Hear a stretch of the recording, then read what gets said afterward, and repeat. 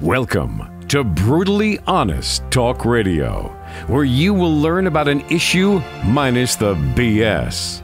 We don't always say what you want to hear, but what you need to hear about the issues of the day. Here's your host, Inger, along with Elmo, with his political insight and commentary. This is Inger, your host, and I'm with Elmo, and we look forward to your political insight and commentary. Elmo, how are you doing today? I'm doing good. And looking forward to the show. Glad to be back and jump into high gear on it. Absolutely. Do you want to just dive right in? Yeah. This is a more serious than usual episode because we're talking about George Floyd today, and of course everyone knows him as the unfortunate victim of the police officer in Minneapolis. So there are a lot of different aspects of this that we want to bring out. So, and not in any certain particular order, but I'll just start by saying with the details of what happened. Okay. One thing that this is showing is you don't need a gun to be a killer. And it is really what is in the heart of a person. A great man a long time ago said a gun is only as good or as bad as the man using it. Mm-hmm. And that's because pointing back to the heart of the mind of a person. I don't know a whole lot about. I know there's been a lot of complaints about the officer that killed Floyd with this chokehold, and I know that many officers they don't need to be on the street, or they need to disengage or decompose from stress, and many of them are experiencing post-traumatic stress, and they don't know how to have restraint. But just one thing about this, there wasn't a gun used in this. Now, had it been nighttime and had there been no one with cameras or phones, he may have used a gun. This is the kind of thing that you can't really take out of context, even if you didn't see or know what happened before. Just looking at what's going on.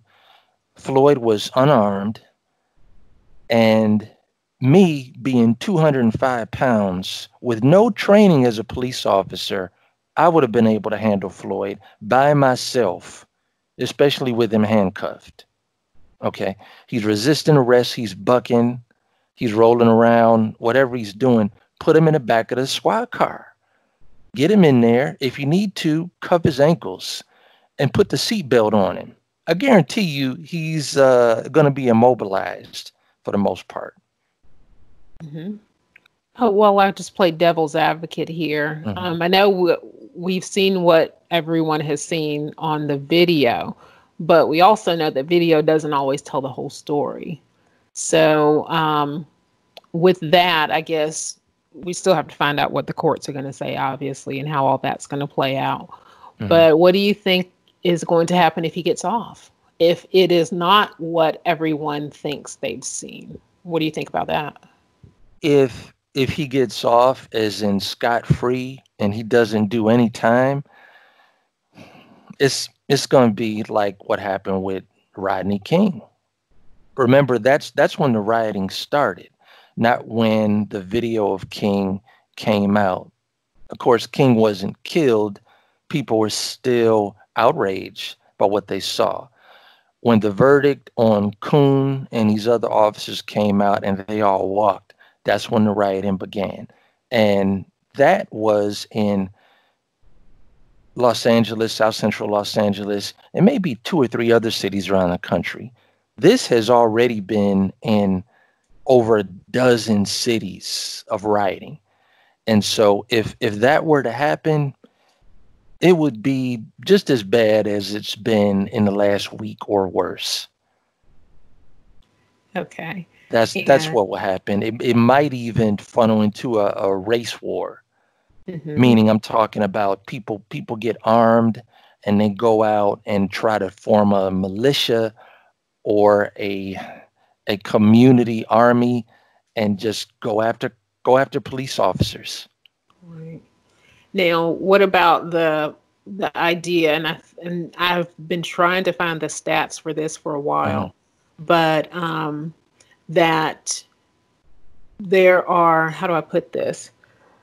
That this is overblown, not in the sense of his being killed or any of the other young men that have been killed, but Right. in the sense that folks are saying that there's a target on Black men's back from the police, when the stats actually say something very different. I want to say 1 in 1,000 men are or can be a victim of police brutality. One Yeah. out of 1,000 Black men can be a victim out of police brutality. So, said all that to say, what if the numbers don't match the narrative? Yeah, I don't think that's gonna matter because emotion is a big driver in this. And what I mean is young people, older people, people with short-term memories, they're adding this as another straw on the back of the camel, along with Freddie Gray and the guy who was selling loose cigarettes and all the videos that we've seen over the last 10 years. So justice or whatever happens to the police officers, that's on the back end. That's after the damage is done or after the fact. And I think people are tired of seeing it happen in the first place. People are just tired of seeing it. And I can't really blame the media for this in a traditional sense, meaning CNN, Fox, ABC, and whatnot, because this was started by social media or people recording it that didn't work for the news, and they started posting and circulating it. Like, for example, my wife had seen this video on her phone, and then later that day, then we saw it on TV. Gotcha. Gotcha. Okay. And one, I'm still pushing the envelope again and playing Sure. devil's advocate again. Um, what about, and these are the Black Lives Matters folks, they're saying Antifa, those groups who Mm. are stirring up the unrest. Um, what if it is just, well, no, let me get that correct. People are saying, what about Black lives of the folks who've lost their jobs, of the folks, and there have been folks who've committed suicide because they were Mhm. already laid off and didn't have income because of COVID, and Mhm. now their job is burned down. What about those, not just Black lives, but Mhm. lives, period? What about those people? What about the lives of folks that have been killed as a result of the riots? What, I guess they're saying if Black lives matter, then all Black lives should matter in every Yeah. instance. So what do you think about that? Well, all Black lives matter, and all lives matter. And I have a friend who's Caucasian who a couple of years ago who said all lives matter. So why is this organization called Black Lives? I said the point of them having that name is that Black lives matter too, or they matter also, or they're equally as valued as other races or other people. That's kind of the point behind the name. With this case, there's a face that people can put with it, or it's not just about that police officer, but about the uniform. So that's kind of a prejudice. Like, you look like him, you're dressed like him, then you are or you can be an enemy. And also the fact that this has popped up or been an issue in multiple cities. Hmm. That is not just about, because that would be easy, right? It would say, oh, you better not go to this city or that city. That's a city or place where they beat up Black people for nothing, you know. But so this is with the people that have lost their lives without a face, then there's no place to channel or direct the anger. And before this, many people that have lost their lives from COVID-19, like I was saying before, they want to be angry and have someone to blame instead of being scared, because that makes them feel more in control. And so Trump was getting a lot of blame for this, getting a lot of blame for the deaths in the case, and it has been made political. The enemy can't be a gas or a formless, shapeless, shiftless thing that's floating around. It's got to be specific.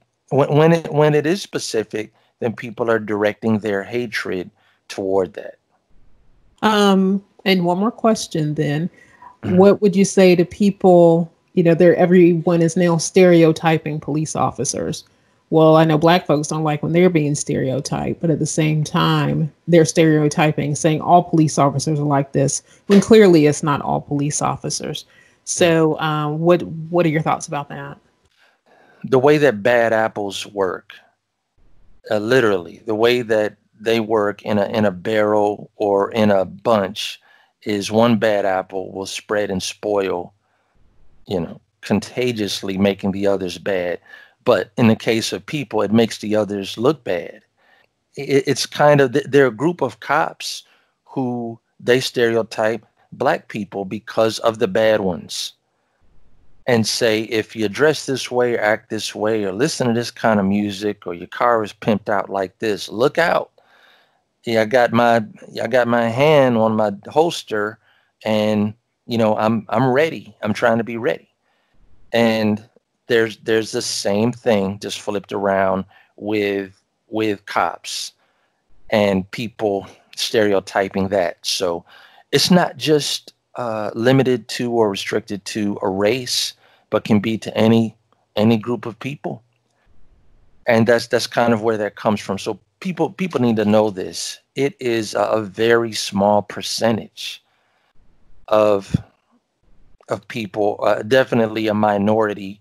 If you're talking about Blacks who are criminals, most Black people have not been rioting in the streets over the last couple of weeks. Have not been rioting, have not been protesting, have not been looting. And it's good to see. There's a couple cases that I saw. I think it was in Flint, Michigan, where he was either a police officer or a deputy, and there was a protest going on, and he was the main officer that was in charge, or one of the main officers there, and he was reaching out to people and hugging them, and that group of officers was letting people know that we're on your side, we're with you, we want to serve and protect, we don't like bad apples. Something that was more moving to me was some standoff. I don't know what city this was, and I'm pretty sure it was in Atlanta. And there was a standoff between police officers and protesters. This was, I believe it was at night. And from a helicopter view looking down, there's a long line of cops wearing riot gear and helmets and really battle fatigue. I mean, not battle fatigues, but battle gear. And so this long line of officers, 15 to 20 of them, they all went down on one knee to show some kind of peace, or just to downplay the aggression of police officers, or to try to make the crowd feel somewhat at ease. And I've never seen anything like that. Okay. So I guess I'm gonna keep pushing the envelope. That's good to see. And since the Rodney King and all of those other incidents, the police have instituted initiatives and programs to to talk to each other, to get the communities to talk to them, and for them to talk to the communities, and that sort of thing. So for the people that are engaged in that conversation, they are to be commended on both sides. Sure. For this latest crop, of people, what they need to, there needs to be some compromise on their end. And when I say compromise, I'm saying meet halfway, because that was beautiful to see the cops. They were down on one knee saying we're de-escalating this situation, and that's how they're doing it. And that was wonderful to see. But there needs to be some concessions on the other side as well. I mean, Yes. there needs to be something you know, it's not, in some cases, yes, it is the police's fault. Mm-hmm. And in some cases it is not, you know, in some cases there was aggression, you know, the other person on the side of that equation was being aggressive, combative, escalating the situation, that sort of thing. So it's not always the cops. So I guess I said all that to say there needs to be concessions on the other side too. Right. And I don't know what that looks like, but there definitely needs to be some. Yeah. One of the things I was also going to say is any protester, any representative, any leader of the protesters that are wanting some kind of a change, you have to be specific. You have to have people that you're focusing at. Go after the mayor or the chief of police, or get some names. I'm talking about people in charge, heads. You have to go after the head and tell them, this is what we want. Now, you get the consensus of the group to make sure that the people that you're speaking on behalf of, that they really want, and everybody's on the same page. Before you go to that group, you go to the mayor or the governor, you may have seen the hundreds of people protesting outside the governor's house in Atlanta. And there was never any dialogue, never any conversation. So when I see that, I'm thinking, what do they want? Do they think that Kemp is going to come outside and talk to them? Is he blaming? Are they blaming him for this? And if they want him to do something or to change something, what is it? So I saw the vice president of the NAACP, and I saw this woman, you know, a couple other leaders, and be specific in what you want. You have to get it together and come to the leaders and say what you want. But just having blind, reckless violence, and that doesn't do anything or get anything. By the way, over 500 people have been arrested in Atlanta over last week or so. Wow. You know. And that's the same question. What's the end game here? What does the end of all this look like? So when you ask these people, okay, what's the picture that you see in your mind such that this can stop? They can't tell you. So if they can't tell you what the picture in their mind looks like, then you have to ask, what is the true agenda? Because if they're screaming brutality, racism, and everything else that goes along with that, then clearly you have a solution. What is that solution? What does it look like? And when, you know, what can we do when we get there? And I don't think there is an end game, honestly. This has been happening for, you know, the last 8 years at least, plus 2 or 3 years added on to that. So that's, I guess that's kind of my issue with it. I don't know what they want in the end. They can't tell you what their mission is, what their goal is. It's just that every time it happens, there's an uprising, and that's it. So, you know, I can tell you what I want and what I would like to see, and what I think people should want is for internal affairs to get involved. I think there needs to be an evaluation within police departments on a schedule, maybe a couple times a year or whatever. Cops like to cover for each other. Many of them are wearing body cams while they're doing stuff that they shouldn't be doing, and that obviously isn't working very well. Or when a cop is stressed out or he gets upset, he may totally forget about that little hidden camera in his uniform. But it's just like there is no end game to crime. You just have to stay on top of it. So I think that nationwide, whenever something happens where a person is killed by the hands or gun of a police officer, or something like this comes out, what I would do if I were mayor of that city or chief of police in that city, I would jump on it right away. Even if, let's say it takes several hours or a couple of days to do a full investigation, I would give an immediate press conference. I'm talking about I would call all of the media and say, in 90 minutes or in 2 hours, we're going to give a press conference on this and let people know that it's not going to be tolerated. All right, we're working on this. We're going to review it. This police officer has been suspended, but we're going to look at all of the information that we have, and by sundown or by midnight, we will make a decision whether they're going to be fired or what is going to happen. So I think that's a key thing. And something like this may not come up again for 3 or 4 years.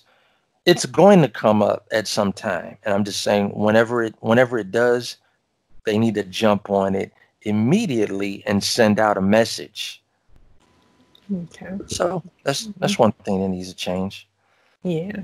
Gotcha. What do you start on this? What would you say, or what comment would you have about the cop who was on the scene with his back to the cop that had his knee on Floyd, just standing there facing everyone, making sure no one approaches? I'm talking about the Asian officer. Yeah. I don't. I think the Asian officer, and I think there were 2 others there, were trying to make sure that the crowd didn't get out of control, because the last thing you need is that happening. And from what I understand, I think it was either a coroner's report. I don't think it was the police report, but they said that there were initially 2 officers at the scene, and they were going through their processes to find out what was going on with Floyd and that sort of thing. At the time when they approached the car that he was in, there were 2 other people in the car with him. And I know that has not come out in terms of with all this going on. But there was a lady and a male in the car with him. Now, we have not heard from them to see what their side of the story is or what was going on there. So there's one thing. And I'm wondering where those people went and why they're not in the video at all, unless they stayed in the car. I don't know. Exactly. And did they, I assume that they weren't the ones getting arrested. There's 3 people there and one's getting arrested. Well, I'm assuming the one that's getting arrested is likely the one that's probably getting agitated, that sort of thing. The other thing that I think the report said is that Floyd was claustrophobic. So he needed to be put into the police car, but was resisting, was having issues because he was claustrophobic. That was another thing. Something else is that, like I said before, there were 2 cops that were on the scene earlier, and they were the first ones to get there. And then 2 other cops came. I'm not sure which 2 or anything, but then they came, and one of the cops was telling the one that with the knee on Mr. Floyd's neck, I think it was Chauvin, he was telling them, isn't that a bit rough, or shouldn't we not be doing this, or that sort of thing. But he was trying to say, you might want to watch out because, I don't think this is right. I think this is a bit much, that sort of thing. So it sounded like one of those cops was trying to give him a warning or trying to get him to check himself. So, well, I hope that there's audio of that or something that police officer can use in his defense, because they're all going to be on trial now. Exactly. But this was in the coroner's report. I think that's where it was. It was in the coroner's report where supposedly these conversations took place and how these things happened.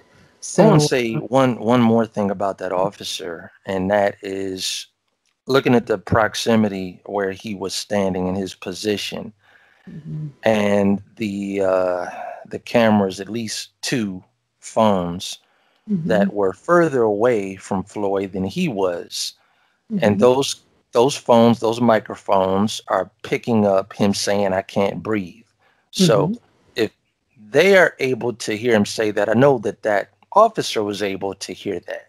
Right, right. Now, And I'm telling you, if this is something that they hear all the time, because it's just a normal thing in arresting people, and they hear it all the time, and no one had ever died before, or is very rare. So when they hear it, they're just tuning it out. Then we got a serious problem. yeah, and I don't know if they are hearing it all the time. You know, I I don't hope know. not. Can't say. Uh, You know, or if people are just saying it so they can try to get away. You know, that I don't know. Oh my God, I have no yeah, idea. You know, yeah, but and I understand. I mean, we want to be fair, mhm. and we're open-minded people, so we want to know all the facts and the possibilities. I hope that at police academy they're not teaching people that chokehold. Well, Hope you that's know, not part of regular training to I, do that. Say, okay, first you handcuff the suspect, and then you put him face down, and hopefully you weigh at least 180, 190 pounds, and then with no effort, you can just release your weight. It's so effortless, you can put one hand in your pocket. You know? mhm. Yeah. And you know, well, to piggyback on that, I think Minneapolis just Mm. said they're getting rid of the chokehold, Yeah, and I heard that. Yeah. yeah, don't know how what the meaning of that is, but at the same time, people need to give these cases time. Hmm. Again, my grandmother used to say, "Believe none of what you see and half of what you hear." Because you know, again, that's one perspective.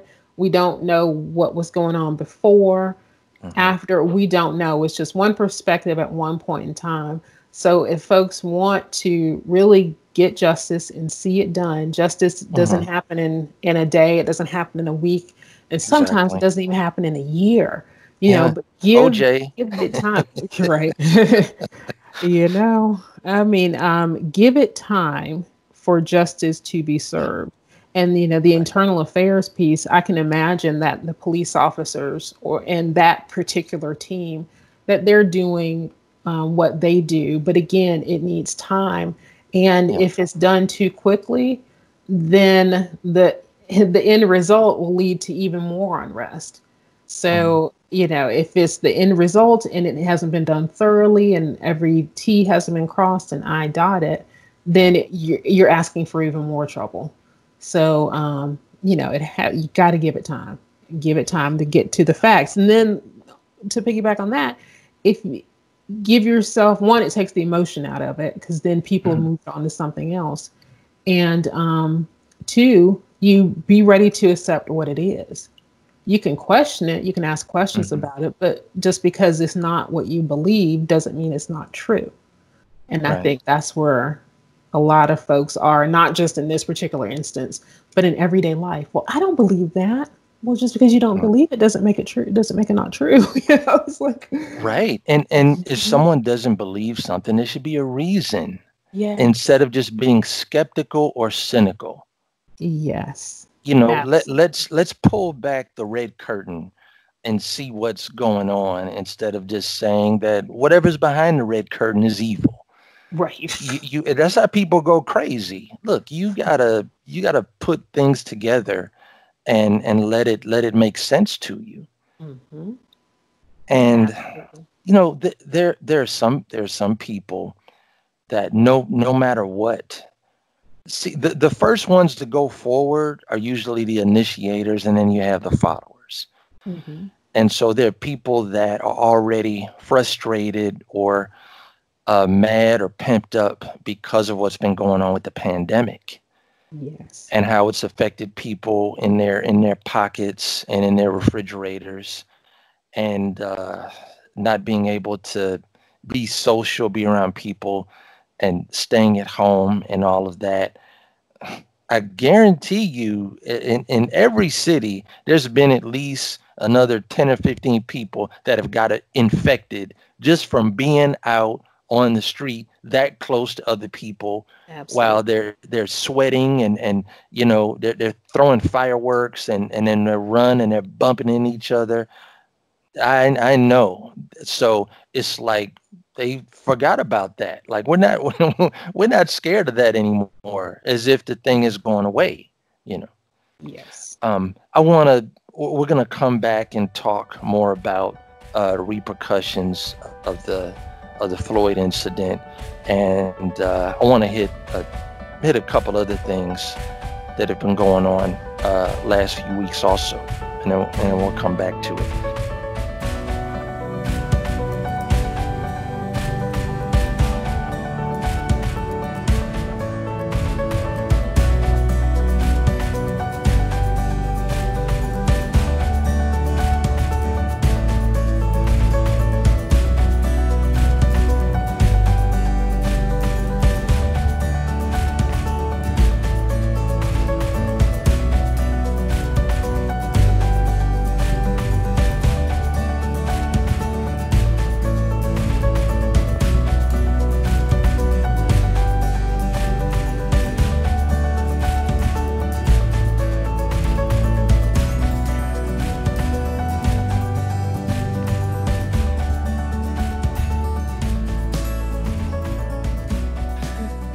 And I guess we could transition to Trump, because he is every day there's something new.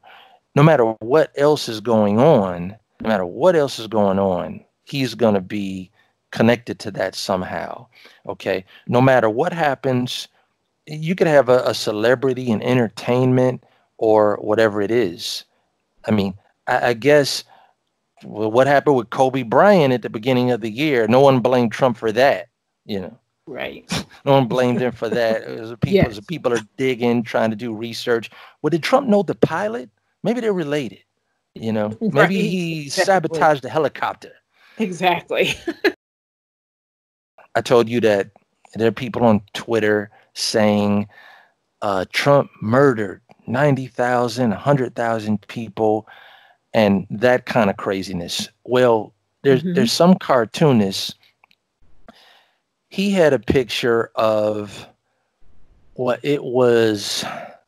No, it was an elephant in a three-piece suit representing the Republican Party, and he's holding up a sign saying "Slow down" or "Don't do it," something like that.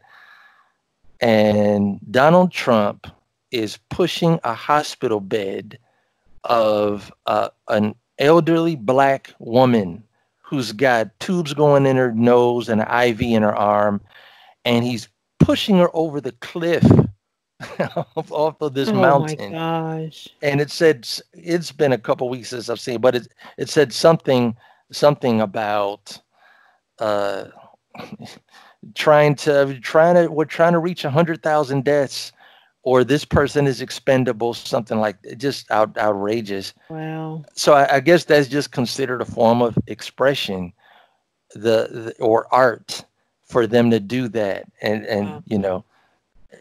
this is supposed to be a COVID-19 patient, and he is pushing them over the side. So I thought that was really outrageous.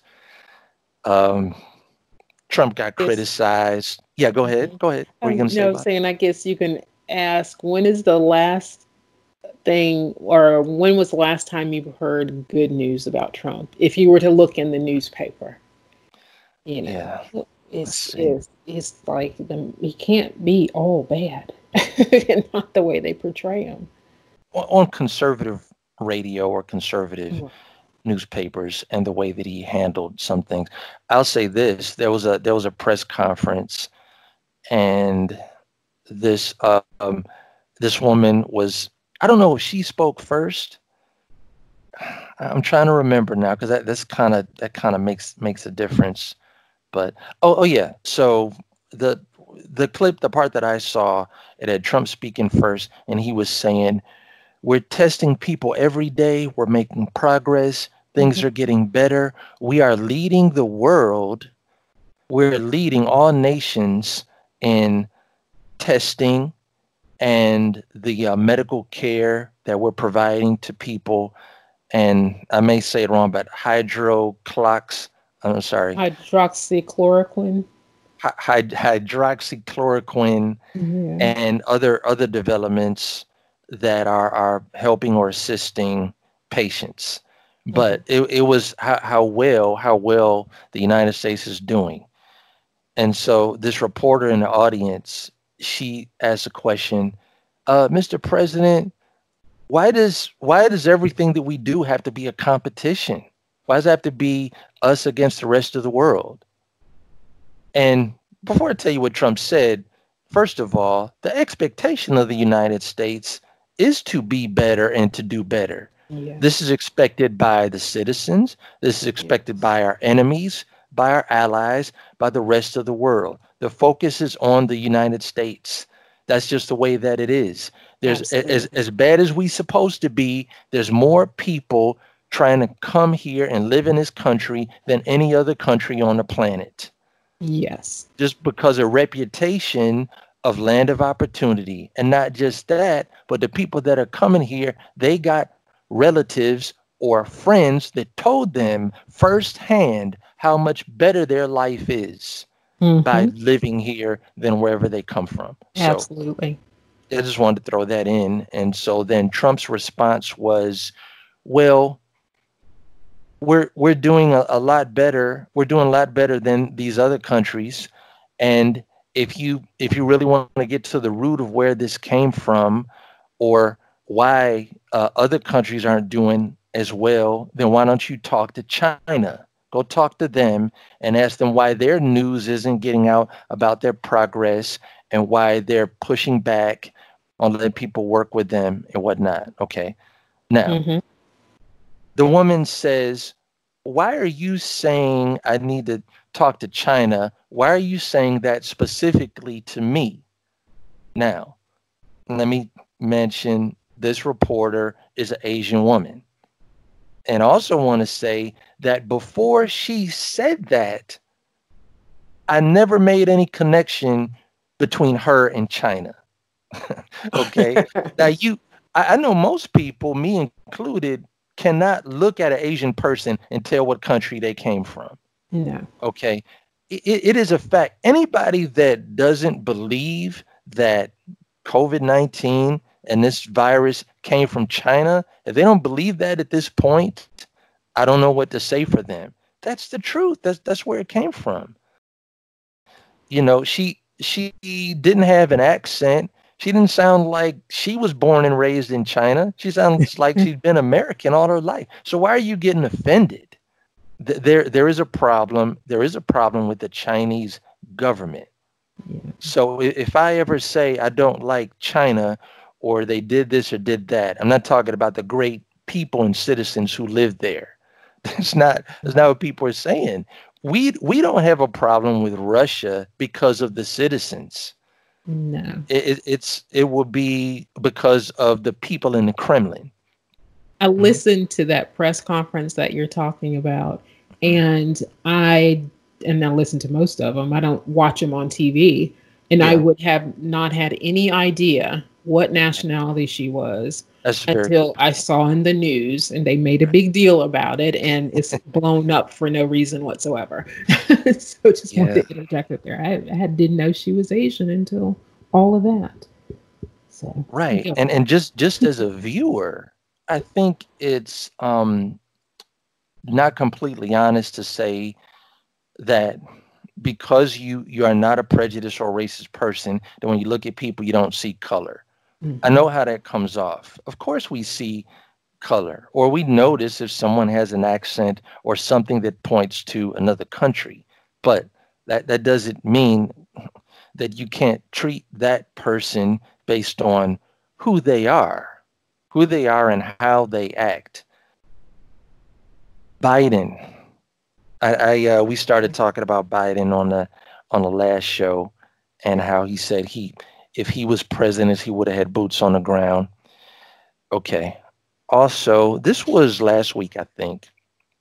He was being interviewed by Charlemagne the God from the Breakfast Club.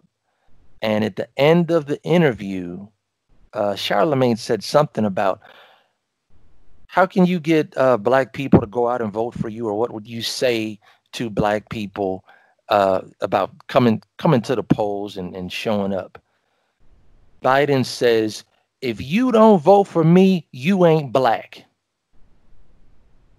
Now, Yes. Biden says this thinking that this is a black show and a black audience. Okay. I'm talking to a black audience. He's not going to say this on MSNBC or CNN. It's only because he was being interviewed by Charlemagne, and he believes that all of Charlemagne's followers are also black. Mm-hmm.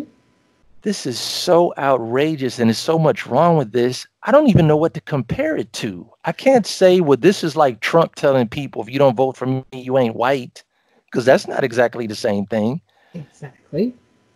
For Biden to say, like, he's an authority on what it means to be black. I'm down. I'm down with the clown. Don't you know who I was vice president for 8 years? Mm-hmm. I'm certifiably, I qualify as being black. Right, When as he if that's said- supposed to give him street creds. Street cred. Yeah, exactly. What he's saying, this is how outrageous what he's saying, is that if you don't vote for me, I don't care if your roots trace back to Africa, you are not from where you think you're from. Yes. Okay? Because that's what race is. It's the origin of where your people come from. Mm-hmm. Which is incredulous because he's not one of us. Right. But that's what it says to call someone an Uncle Tom, or to say that you're not with us, so you're against us. But even the color of your skin is not what it appears to be. You like the Joker. You wearing black paint on top of your skin, and underneath that you're something else, or like they used to say, Oreo. Yes. Yeah. Like they do. And the thing is, folks were not, they weren't upset by that. It's, Yeah, I'm not going to say folks, I'll say a segment was not upset by that. Yeah. But, for them to say, well, if you don't vote for me, you're not black, well, you're telling me how to think. And there was a segment that is okay with that. And not only are they okay with it, they will cover for him. Oh, that was just Joe. He's joking, that sort of thing. And they will publicly cover for him instead of thinking about what he said and the implications of it. It's amazing. And for him to say in the one ad that he did, I was endorsed by the NAACP twice. They endorsed me and backed me up during 2 of my elections or 2 of my terms. Right. So what is that? Is that code word to all black people? Like we're all in some kind of a corral. All the black sheep are together, and the NAACP, they don't represent me. I've never called on them for anything. Ever. And they and their lawyers are not going to come to my aid. I probably never will. If I was clearly a victim of racial discrimination, I'm going to just get a good lawyer. And a really good lawyer, he's not even going to take the case unless he thinks that he can win and prove that it was racial discrimination. Absolutely. Exactly. I just, it is absolutely outrageous.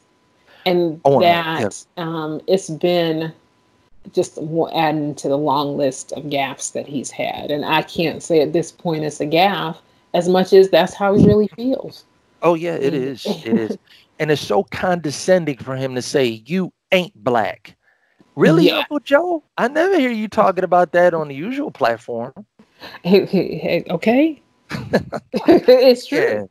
Yeah. He doesn't go to his fundraisers and speak like that. He doesn't go to the deep pockets and use that language or tell them that. Yeah. But yet and still, again, I put this on black folks to say, now you realize how they feel about your vote. They take it for granted. They assume you can't think for yourself. And so what are you going to do about it? Why are you okay with this? And if they, what is it, black folks sometimes act like just because they vote Republican, just like the memes that have been across social media, all of a sudden their skin color is going to change. The melanin content is going to just suddenly transform because you didn't vote for a Democrat or you didn't vote for Joe Biden. I mean, Let me say this. Let me say this, right? Mhm, There's a lot of different aspects to Black culture mhm. with the music that we listen to, and I listen to all kind of music. I was blasting the best of the Talking Heads a few days ago, and I'll flip around and play Doja Cat right after that. So I'm not, I'm not pegged into any one hole. I'm just saying that whatever there is about Black culture, whether it be our music or uh, movies or the food that we eat or whatever it is, a person can still practice or be involved in all of that and still be a conservative or still vote Republican. All right. If a Mhm. person quantifies that as their blackness, you can Right. still have all of that. Now some things are crossing the line for me with expression of their political stance or what they want for us as a people. I'm just talking about I'm just just things that are strictly cultural that really don't matter or add up to much, like the way we may dress or entertainment things. Mhm. So no one should feel that way, and you know people don't want to lose their friends and their social popularity or whatever, so they go along with a lot. Yes, that's true. So That's very true. a police officer called in to Sean Hannity on Thursday night, Mhm. and they're talking about they're talking about the Minneapolis and the Floyd situation. He was giving his perspective as an officer. In the middle of what he was saying, he said that he was involved with a protest against Al Sharpton a few years ago, and it was Sharpton and a group of cops, 10 or 12, however many, a group of cops were somewhere and they faced off, and Sharpton was shouting and saying these nasty things about them. Mhm. When it was over, Sharpton said, "Hey, you want to go with me to the firehouse?" Now, I don't know if that was talking about Firehouse Subs or wherever it was. He was inviting them to come hang out with him. And Yeah. so this officer that called in, he said, "Well, just a little while ago, you're saying all of these mean, nasty things about us." He said Mhm. Sharpton told him, "Oh, that's just because the camera was on. That's just because people were watching. That's just for show." Oh And boy. Wow. Wow. I mean, it's funny when something looks like it's not right and you suspect it, and then at some point in the future, a person comes around and confirms it. It's Right. like, man, this guy is strictly business. I'm telling you, Wow. for me to be talking one way to them, and then I flip and say, "Hey, why don't we go shoot some pickup basketball? Come on, Ex- fellas, let's hang out." Exactly. It's so disingenuous and so manipulative. So the thing is, you have to question their actual, not just their motive, but their actual goal behind it. All this, do they really believe what they're saying, or is this just being done to get attention, cameras, money, and then they go off and do whatever it else is they do? Fighting for the color of green. There you go. Exactly. Let's go back to the Floyd case and Minneapolis. And I know that one other thing I was going to say is that when the trial begins for these officers, it would be very helpful and it would serve the country well if it were televised. This is something that's been done several times.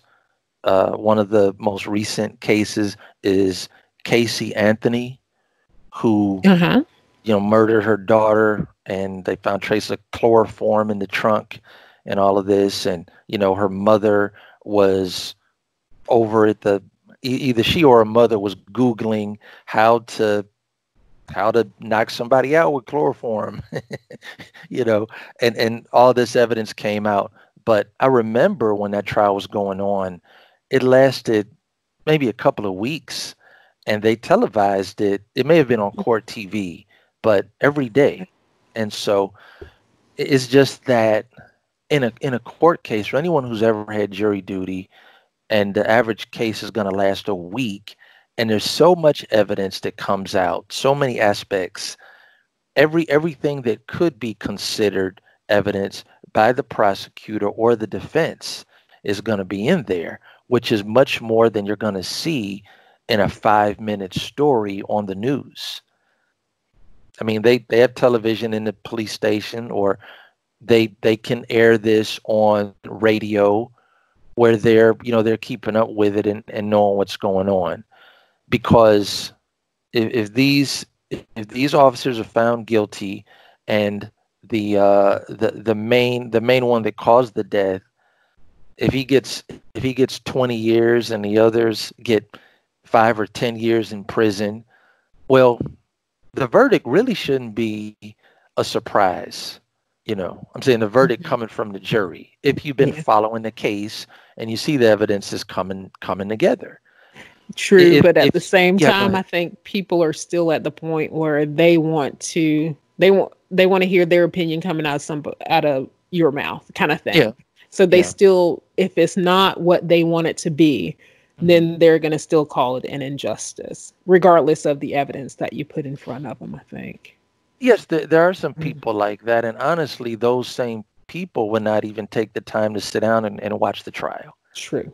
Very true. I mean, I'm talking about not like a reality show where something outrageous happening every 5 minutes and they're just watching it for entertainment, but they're really sorting through the way that someone who follows politics may sit through an episode on C-SPAN, which isn't, it may not be very exciting, but it's a lot of information going on. Now, at the same time, you have two sides.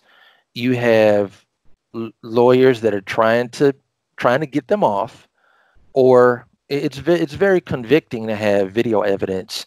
So they know that they may be trying to get it reduced, get the sentence reduced as much as possible. And then you have the prosecutors who are trying to be like Marsha and Darden, that are going to go after this to make themselves famous, and they can up their price. Right. Absolutely. And I know there's a lot of pressure, because every judge, defense attorney, and prosecutor knows about what has happened and what may happen and pour back into the streets if they're found not guilty. Or, I gave that example of 20 years for that officer, 10 years for the others. Yeah. I believe if it's anything less than that, there's going to be more rioting after the verdict. Oh, definitely. And some people are going to want the ultimate penalty, the death penalty. Right. Right. Yeah. And I guess that would depend on that state, the state of Minnesota, and if they have it. I think most do have the death penalty, but yeah, if they have it, I'm sure they'll be pushing for it. I'm sure they will. And with that, we have come to the end of this particular episode of Brutally Honest Talk Radio. Elmo, do you have any parting thoughts for us? Just one other thing I'll mention, and we live in Atlanta, or Metro Atlanta, and Keisha Lance Bottoms is the mayor of Atlanta. And I just want to comment that she has looked really stressed out when I've seen her making a speech or media appearance over the last week. And us being in Atlanta, which is far from Minneapolis, when she was sworn in, she never dreamed that she would have to deal with anything like this and having to impose a curfew and just the violence and vandalism that's been going on in the city. And so I think that she's handled things well for the most part. I think she's done a good job. And that was just a observation that I noticed, that usually they get up there and they're very stern and they say what they say with confidence. Okay, well, we're going to have to differ on that one, and we can save that till next time because I have Okay, a totally yeah. different opinion of her, of how she has handled this. Yeah, Uh, please. Yeah, bring that out. Let people know, or another way to look at it. mhm. You know. Absolutely. Yes. We'll save that till next time. And thank you for listening to Brutally Honest Talk Radio. And leave a review for us wherever you listen to this podcast, on iTunes, Google Play, Stitcher, TuneIn, and we'd love to read your reviews. And with that, we hope you have a wonderful week. We'll talk to you soon. Bye-bye. Bye, everybody. Thank you for listening to Brutally Honest Talk Radio. If there's a topic you'd like us to cover, reach out at bruthonest@gmail.com. That's BRUT, honestradio@gmail.com.